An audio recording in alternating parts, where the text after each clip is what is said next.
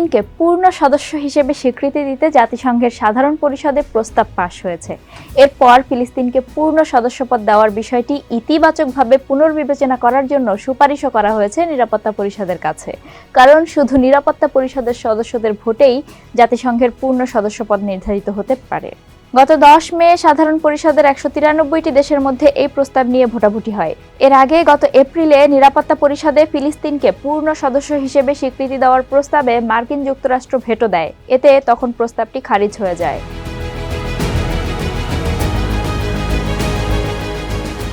ফিলিস্তিনকে জাতিসংঘের পূর্ণ সদস্যপদ দিতে সাধারণ পরিষদে প্রস্তাব তুলেছিল সংযুক্ত আরব আমিরাত।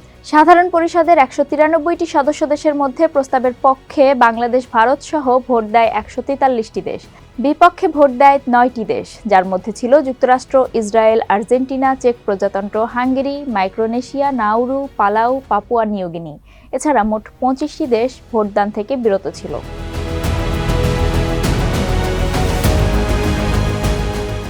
সাধারণ পরিষদে এই ভোটের মাধ্যমে জাতিসংঘের পূর্ণ সদস্যপদ না পেলেও সাধারণ পরিষদে ফিলিস্তিনের মর্যাদা আরও বাড়ানো হয়েছে। তারা চলতি বছরের সেপ্টেম্বর থেকে পরিষদের অধিবেশন কক্ষে অন্য সদস্যদের সঙ্গে আসন পাবে, পুরোপুরি বিতর্কে অংশ নিতে পারবে, আলোচ্য সূচি প্রস্তাব করতে পারবে এবং কমিটিতে তাদের প্রতিনিধিদের নির্বাচিত করতে পারবে। ফিলিস্তিন রাষ্ট্রের স্বীকৃতির ক্ষেত্রেও এর ভূমিকা থাকবে, তবে কোনো প্রস্তাবে ভোট দেওয়ার সুযোগ পাবে না দেশটি।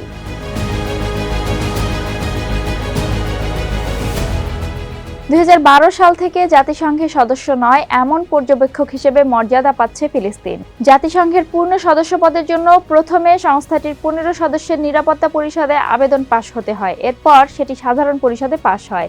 তবে এই প্রস্তাব আবার নিরাপত্তা পরিষদে তোলা হলে যুক্তরাষ্ট্র যদি ভেটো ক্ষমতা প্রয়োগ করে সেটি আবার আটকে যেতে পারে।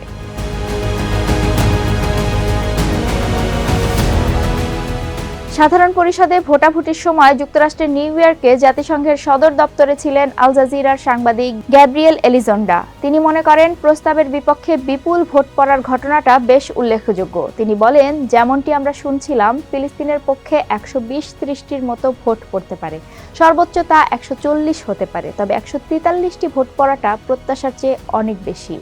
ভোটের পর ফিলিস্তিনের প্রেসিডেন্ট মাহমুদ আব্বাস জানান, প্রস্তাব পাশ হওয়ার মধ্য দিয়ে এটা দেখা গেছে যে বিশ্ব ফিলিস্তিনিদের স্বাধীনতা ও অধিকারের পক্ষে রয়েছে।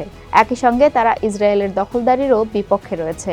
অন্যদিকে জাতিসংঘে ইসরায়েলের রাষ্ট্রদূত গিলাড এরডান এই ভোটের নিন্দা জানিয়েছেন। তিনি বলেন, জাতিসংঘ এখন একটি সন্ত্রাসী রাষ্ট্রকে স্বাগত জানাচ্ছে।